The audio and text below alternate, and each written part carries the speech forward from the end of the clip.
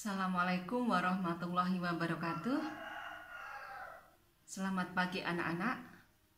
Sebelum memulai pelajaran pagi hari ini, Ibu akan memperkenalkan diri terlebih dahulu. Nama saya Tri Lailatul Masruroh. Ibu tinggal di Dusun Celumprit, Sartono Harjo, Ngaglik, Sleman. Begitu ya perkenalannya, besok dilanjut lagi ketika kita sudah tatap muka.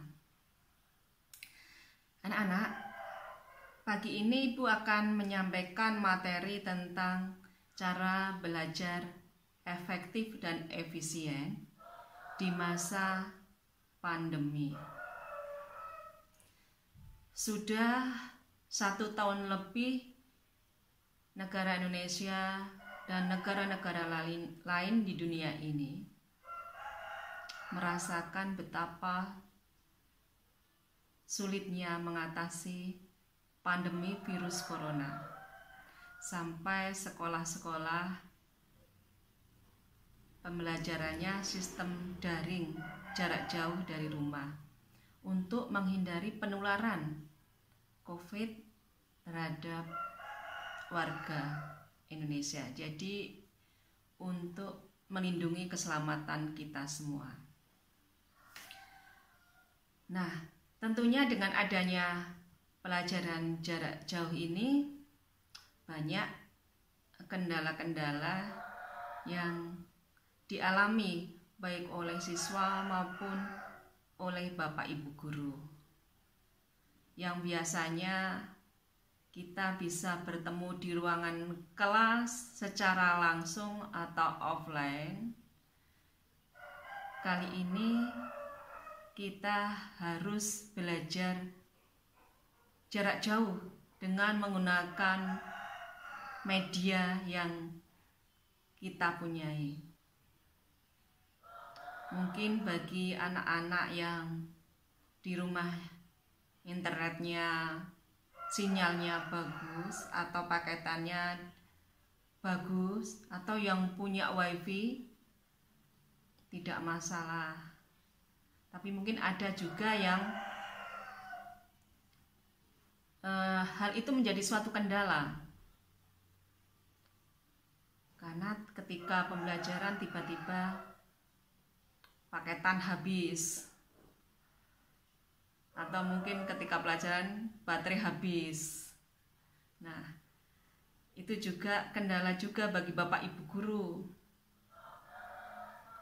Ketika mau menyampaikan ternyata internetnya juga tidak bagus, sehingga tidak bisa diterima secara baik oleh siswa semua.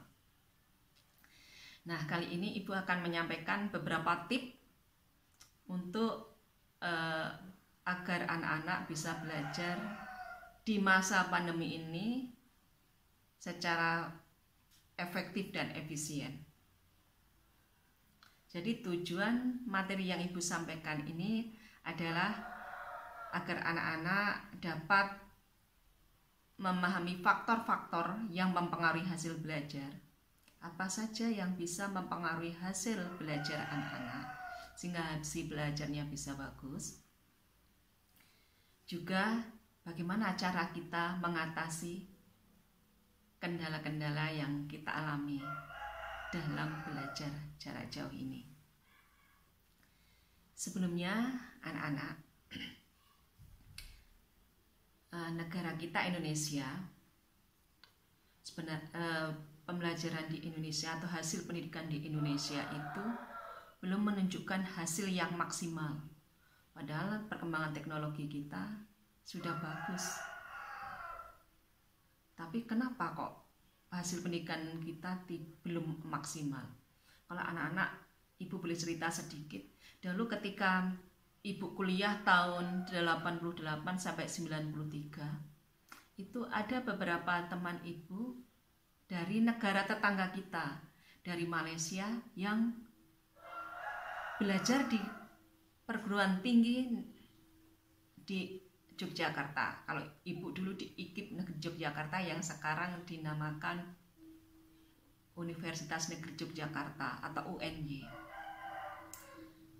Jadi banyak negara tetangga, ada dari Brunei, ada dari Malaysia, dan negara-negara lain, Thailand juga ada yang belajar di Indonesia, kuliah di Indonesia.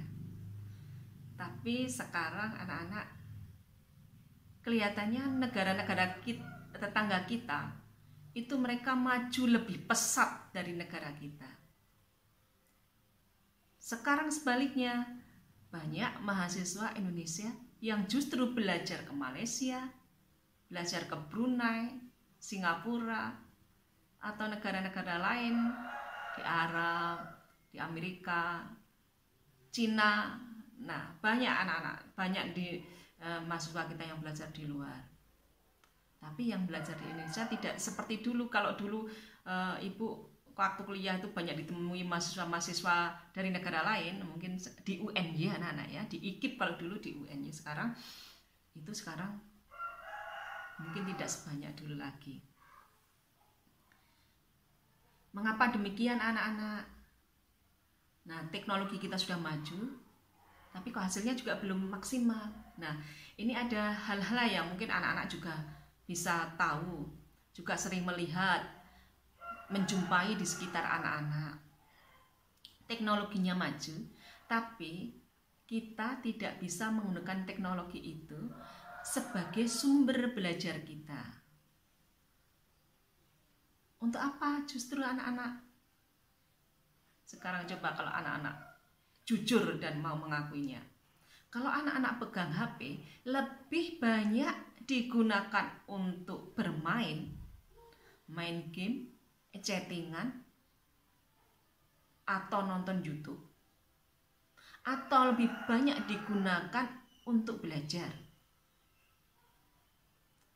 Misalkan untuk searching, nyari-nyari materi pelajaran di Google, atau belajar dari buka-buka YouTube, atau membuka materi yang di-share oleh Bapak Ibu guru. Mana? Anak-anak pasti bisa membandingkan. Lebih banyak dimanfaatkan sebagai sumber pengetahuan, untuk menambah ilmu, atau digunakan untuk bermain. Nah, itulah yang menjadi kendala selama ini anak-anak. Apalagi anak-anak belajar dari rumah. Kalau dahulu ketika belajar di sekolah, anak-anak di dalam kelas, tentunya anak-anak akan cenderung atau lebih fokus memperhatikan Bapak Ibu guru ketika memberikan materi pelajaran. Tetapi kalau di rumah, anak-anak memegang HP, mungkin ada yang ditegur sama orang tuanya, belajar dulu, jawabannya nanti dulu. Atau orang tua justru tidak menegur karena tahunya baru belajar, membuka HP untuk belajar. Nah, inilah perlunya rasa tanggung jawab dari anak-anak semua. Di dalam diri anak-anak harus ada tekad bahwa saya harus bertanggung jawab, belajar dengan kemauan sendiri, tidak harus diawasi oleh orang tua. Begitu ya anak-anak. Nah, Ibu akan menyampaikan beberapa tips tentang cara belajar yang efisien atau yang efektif dalam menghadapi masa pandemi ini. Agar anak-anak bisa belajar secara daring dengan enak, dengan nyaman, maka ada hal-hal yang akan Ibu sampaikan atau tips yang bisa anak-anak nanti laksanakan agar nanti memperoleh hasil yang maksimal.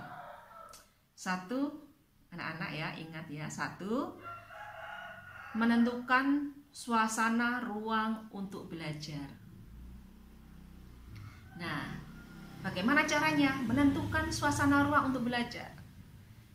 Yang paling penting anak-anak dalam menentukan ruang, sebisanya carilah ruang yang tidak jadi satu atau anak-anak tidak belajar di kamar tidur.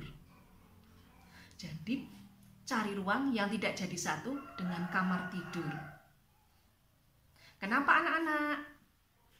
Karena ketika anak-anak belajar mengikuti PJJ dari Bapak Ibu guru, tadi belajar sendiri, mengulang-mengulang pelajaran, atau mengikuti PJJ dari Bapak Ibu guru secara online, atau membuka video dari Bapak Ibu guru, kalau dilaksanakan di dalam kamar tidur, satu, orang tua tidak bisa memantau. Orang tua taunya anak-anak sedang belajar. Tapi orang tua tidak tahu, mungkin anak-anak tidak belajar. Mungkin yang lain yang dikerjakan. Itu satu. Yang kedua, karena situasi kamar tidur itu nyaman, anak-anak belajar tidak terasa, nanti tiba-tiba ketiduran. Nah, ketika PJJ anak-anak mengikuti secara online terus ketiduran, kan hasilnya tidak bisa maksimal. Tadi Bu Guru menerangkan atau menjelaskan sampai di mana? Banyak hal yang terputus. Itu kerugiannya.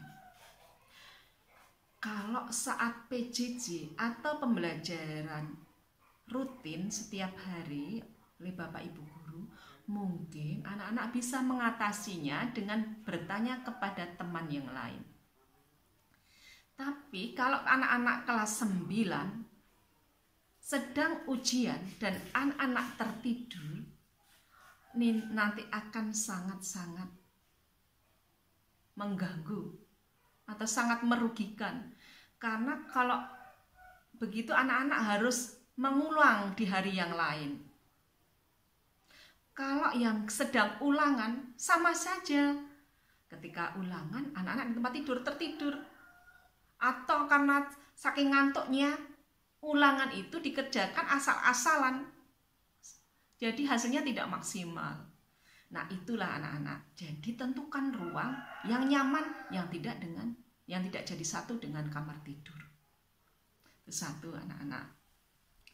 Sekarang yang kedua.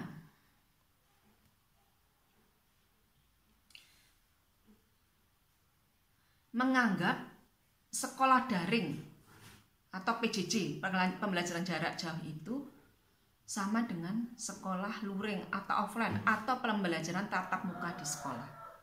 Jadi kalian anggaplah bahwa pembelajaran jarak jauh itu sama. Jadi dianggap sebagai pembelajaran tatap muka. Bangun pagi. Jadi bangunnya jangan terlambat, bangunnya pagi. Jadi kalau anak-anak secara tatap muka itu sudah pembelajaran jam 7, jam 6 sudah berangkat, ya ketika pelajaran jarak jauh di rumah, daring dari rumah, anak-anak tetap bangun pagi. Jangan bangunnya setelah jam 7. Mandi dan sarapan. Jadi ketika mengikuti pembelajaran jarak jauh, anak-anak sudah bangun, sudah mandi dan sudah sarapan. Kenapa? Biar anak-anak siap mengikuti pembelajaran.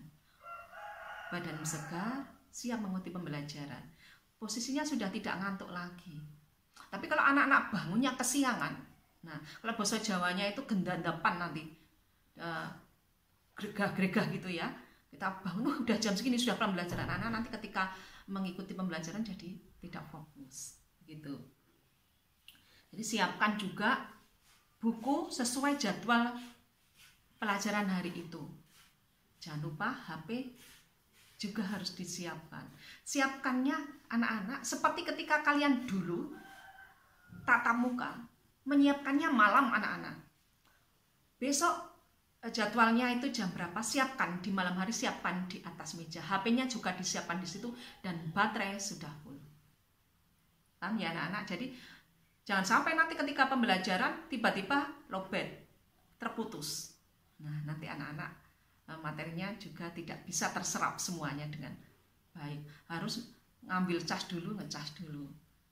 Gitu ya anak-anak. Nah, itu tipsnya yang kedua. Nah, yang ketiga, nah ini anak-anak nih, karena belajarnya tadi di rumah, Bapak Ibu guru tidak bisa mengawasi.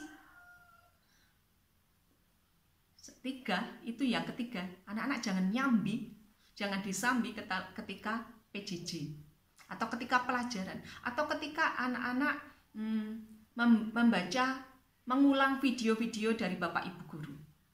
Jangan disambi. Sambi apa? Sambil nonton TV, jangan. Wah, acaranya hari ini bagus.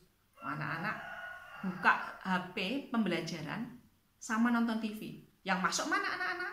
Tentunya acara di televisi atau acara di YouTube.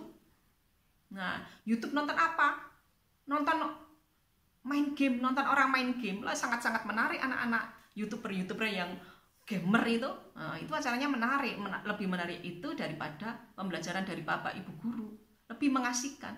Nah, kalau anak-anak nyambi nonton TV, nonton YouTube, atau nyambi malah justru mungkin nyambi bermain game, nah nanti anak-anak pembelajarannya tidak bisa optimal. Nah, harapannya anak-anak tadi kembali lagi bahwa anak-anak harus bertanggung jawab terhadap diri sendiri. Tidak usah menunggu ditegur orang lain. Tidak usah menunggu ditegur ibunya. Tapi anak-anak harus fokus. Nah, saya fokus belajar dahulu, nanti setelah belajar baru bermain. Saya yakin sekolah akan memberikan jadwal itu tidak penuh sehari. Anak-anak akan, yang sudah dialami anak-anak juga kan sudah berbeda ketika anak pembelajaran tatap muka, mulai pelajaran dari jam 7 dan anak-anak pulang jam setengah 2 atau jam 2. Tapi pembelajaran jarak jauh daring, biasanya anak-anak satu hari cuma 1 atau 2 jam pelajaran. Nah, jadi anak-anak harus mendahulukan dulu pelajaran yang daring tadi. Selesaikan dulu daringnya, baru nanti anak-anak bisa bermain. Karena waktunya lebih banyak di rumah itu anak-anak daripada ketika tatap muka. Tatap muka nanti sorenya masih ada les. Nah, anak-anak waktunya banyak di sekolah. Yang keempat, anak-anak ini anak-anak biar anak-anak bisa belajar dengan tertib juga. Silahkan berkomunikasi dengan orang tua atau saudara. Jadi sampaikan kepada orang tua atau kakak bahwa besok jadwal pelajarannya ini apa, mata pelajaran apa, dimulai jam berapa.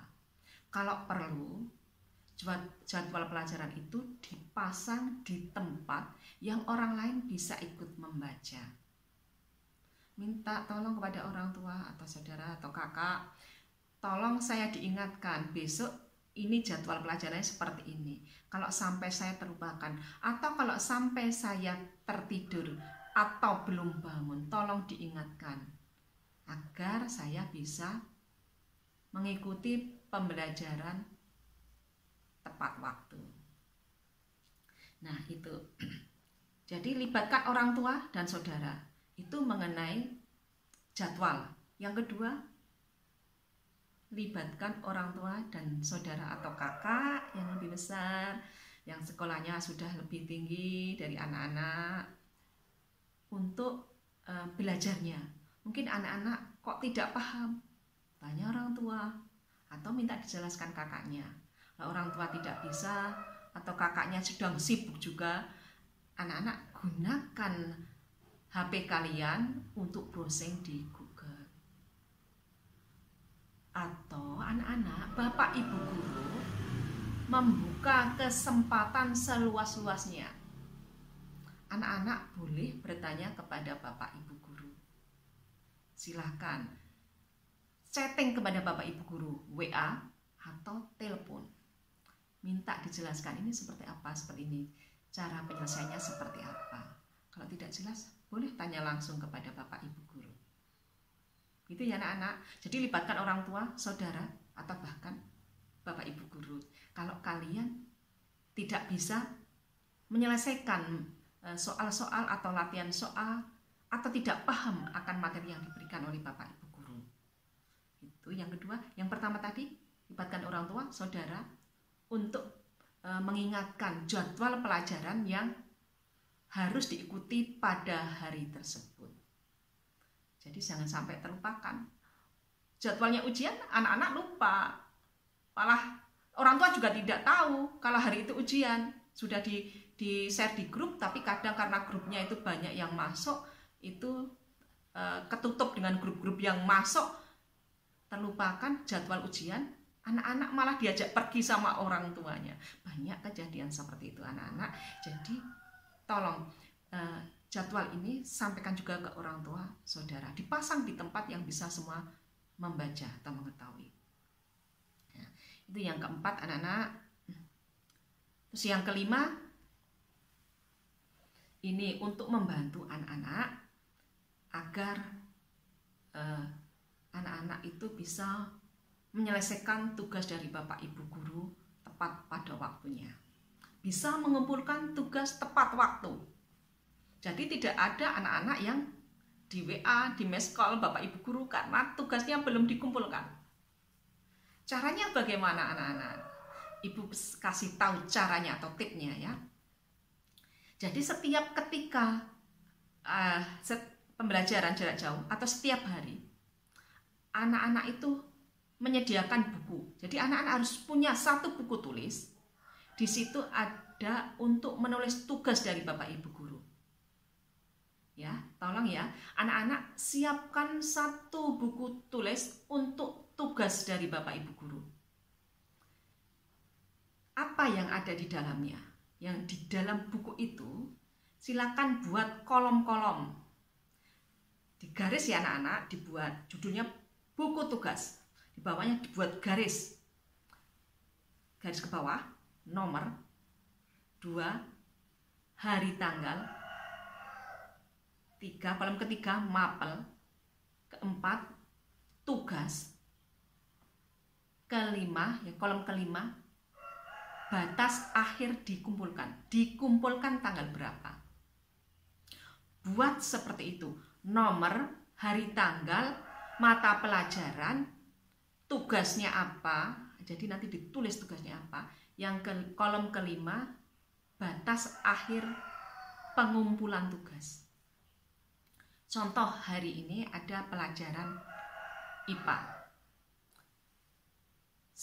Tulis nomor 1, tanggal Selasa 13 Juli 2021. Mata pelajaran IPA. Tugasnya apa? Tugasnya ditulis di situ.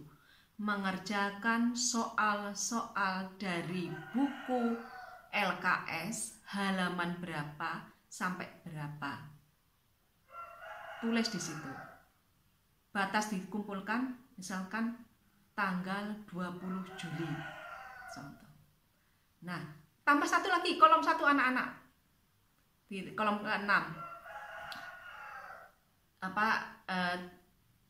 Buktinya nanti kalau sudah dikumpulkan atau ditulis di kolomnya itu sudah atau belum, sudah garis miring belum. Kalau sudah dikerjakan di kolom terakhir tadi, kolom 6, silakan ditulis sudah. Berarti anak-anak sudah mengerjakan. Nah, ketika satu hari ada 2 mapel pelajaran atau ada 2 mata pelajaran yang memberi tugas, nanti berarti di sini nomor 1 ini tugasnya apa, nomor 2 tugasnya apa, kapan dikumpulkan. Nah, berikutnya anak-anak setelah pembelajaran sorenya belajar sambil mengerjakan tugas. Kalau sudah dikerjakan tadi silakan ditulis sudah. Dikumpulkan. Tadi mengerjakannya di mana? Di kertas, folio, atau di buku. Buku yang untuk mengerjakan itu ditempatkan pada suatu tempat yang di situ adalah khusus untuk tugas-tugas.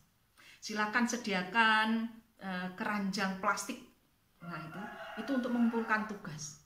Jadi yang paling atas sendiri nanti akan terletak di bawah sendiri karena paling awal mengerjakannya.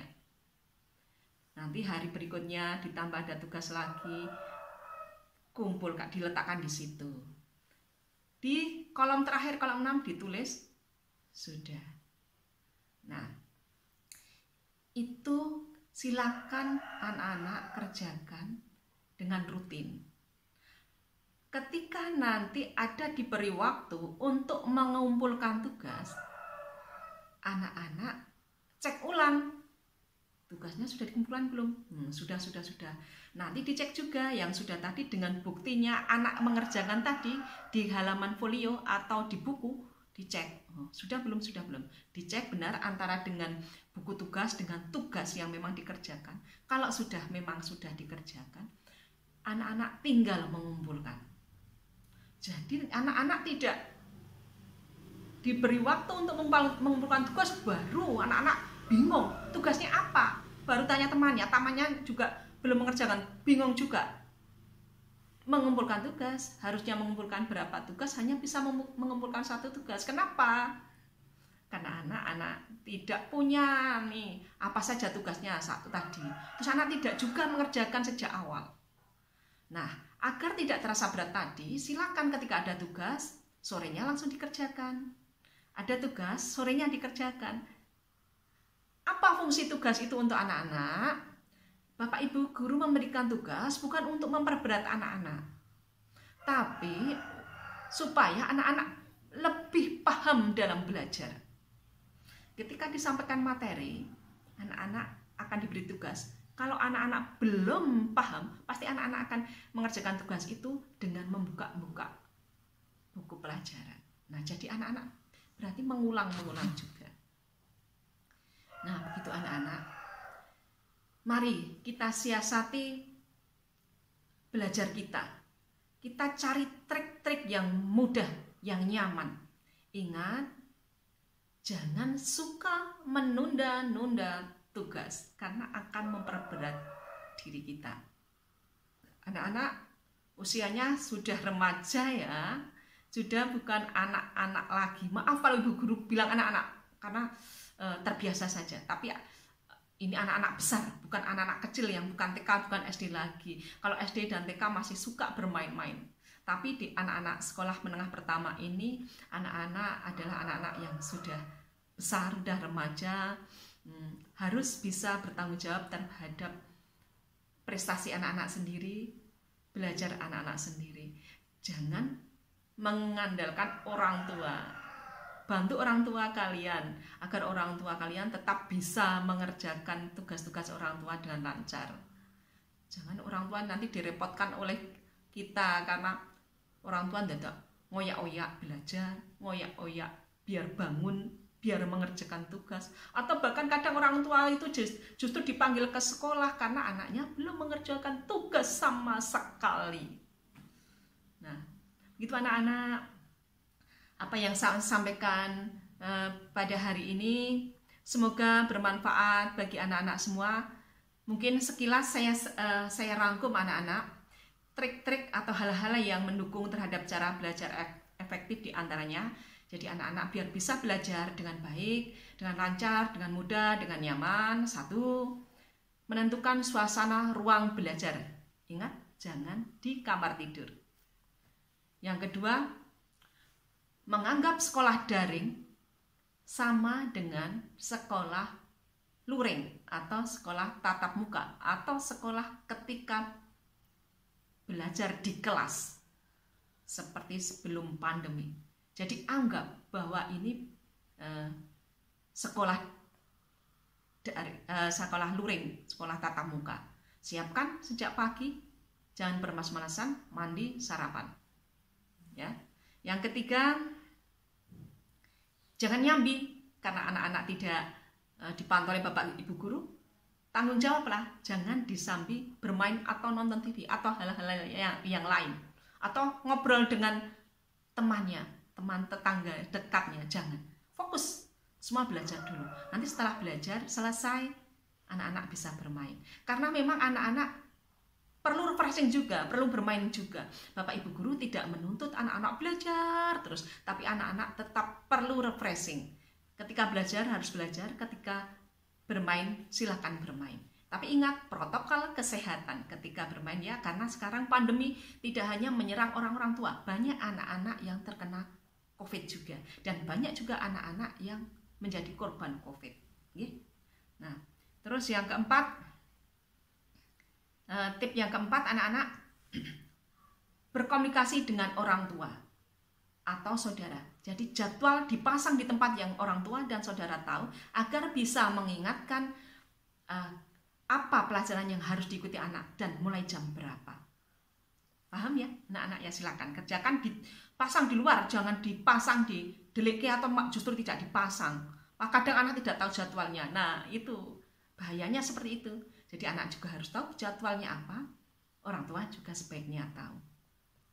Yang kelima tadi yang penting ya anak-anak ya, satu, sediakan buku tulis untuk mencatat tugas. Semua tugas dicatat di situ. Kalau sudah dikerjakan, dikumpulkan jadi satu di tempat. Sediakan tempat seperti keranjang plastik yang tidak terlalu besar, dikumpulkan di situ, ditumpuk di situ yang sudah dikerjakan. Nanti di buku tulis dicatat, kalau dicentang kalau sudah dikerjakan.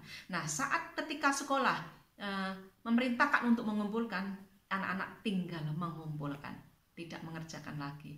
Jadi tip ini dalam rangka untuk meringankan anak-anak. Kita bisa belajar dalam situasi pandemi ini, tapi dengan nyaman, aman, dan selamat. Juga anak-anak bisa mencapai atau mendapatkan ilmu pengetahuan semaksimal mungkin, tidak kalah seperti anak-anak ketika pelajaran tatap muka.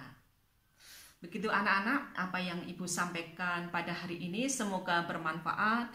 Saya berharap anak-anak bisa melaksanakannya tidak dengan terpaksa, sehingga kita bisa sukses bersama. Kita atasi pandemi ini sebagai anak-anak, tetap semangat dalam belajar. Jangan terlena dengan pandemi. Kita harus tetap belajar dan belajar. Terima kasih anak-anak. Assalamualaikum warahmatullahi wabarakatuh.